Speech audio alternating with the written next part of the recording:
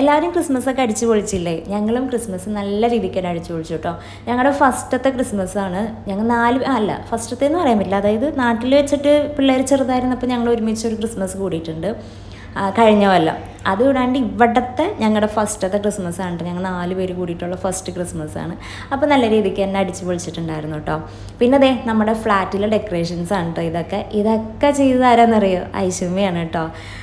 പക്ഷേ ഇത് അവന്മാരുടെ കണ്ണിൽ പെട്ടിട്ടില്ല. കാരണം എന്താണെന്ന് വെച്ചിട്ടുണ്ടെങ്കിൽ ഇവൾ കുറച്ച് ഹൈറ്റിലേക്ക് ആക്കിയിട്ടാണ് വെച്ചേക്കുന്നത്. അതുകൊണ്ട് തന്നെ കൈയെത്താത്ത രീതിയിലാണ് അവൾ വെച്ചേക്കുന്നത്. അത് കാരണമായിരിക്കണം ഇവന്മാർ അതിന് വലിയ നോട്ടം കൊടുത്തിട്ടില്ല. അല്ലെങ്കിൽ പണ്ടേ ഇതൊക്കെ പറിച്ചെടുക്കേണ്ട സമയം കഴിഞ്ഞു കേട്ടോ. മുമ്പുണ്ടല്ലോ ഈ പെരുന്നാളിൻ്റെ സമയമാകുമ്പോൾ മാല ബൾബൊക്കെ ഇടാനായിട്ട് നമ്മളെല്ലാവർക്കും ഭയങ്കര പ്രോത്സാഹനം കൊടുക്കും അല്ലേ? പക്ഷെ അതൊക്കെ പെരുന്നാളൊക്കെ കഴിഞ്ഞിട്ട് അത് തിരിച്ചെടുത്ത് വെക്കേണ്ട സമയം വരുമ്പോണ്ടല്ലോ ഈ ഇട്ട ഒരാളെയും കാണില്ല. അതുപോലെ ഇതാവോ എന്നാണ് എൻ്റെ ടെൻഷൻ. ഇട്ട ആൾ ഇതൊക്കെ മാറ്റിയെടുക്കാനായിട്ട് വരുമോ എന്തോ.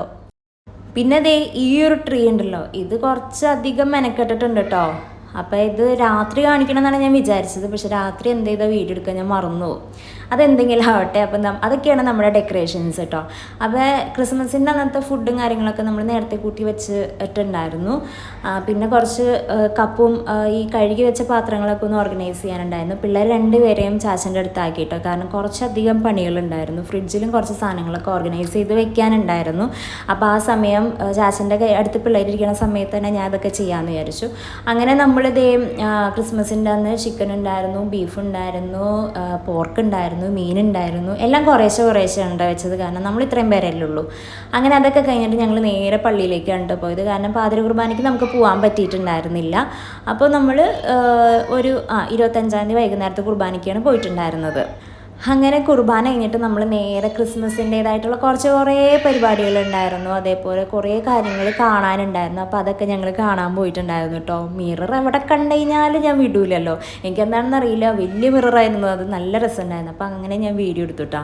ഇവന്മാരെയും കൊണ്ട് എവിടെയെങ്കിലും പോയി കഴിഞ്ഞിട്ടുണ്ടെങ്കിൽ താഴെ എന്ത് ചെയ്താൽ നിൽക്കൂല.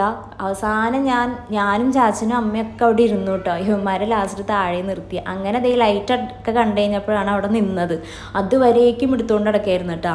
എന്തായാലും പിള്ളേർ മൊത്തത്തിൽ അങ്ങ് എൻജോയ് ചെയ്തിട്ടുണ്ട്. ഇവർ 2 പേർക്ക് എഴുതപ്പനാണെന്നുണ്ടെങ്കിൽ ഡോണോനിങ്ങനെ പിച്ചാനായിട്ട് ഇങ്ങനെ മുട്ടി നിൽക്കണുണ്ട് കേട്ടോ. സ്നേഹം മൂത്തിട്ടാണ് കേട്ടോ, കുറുമ്പെടുത്തിട്ടൊന്നുമല്ല. സ്നേഹം കൂടുമ്പോൾ അവനിങ്ങനെ പിച്ചാനൊക്കെ തോന്നും.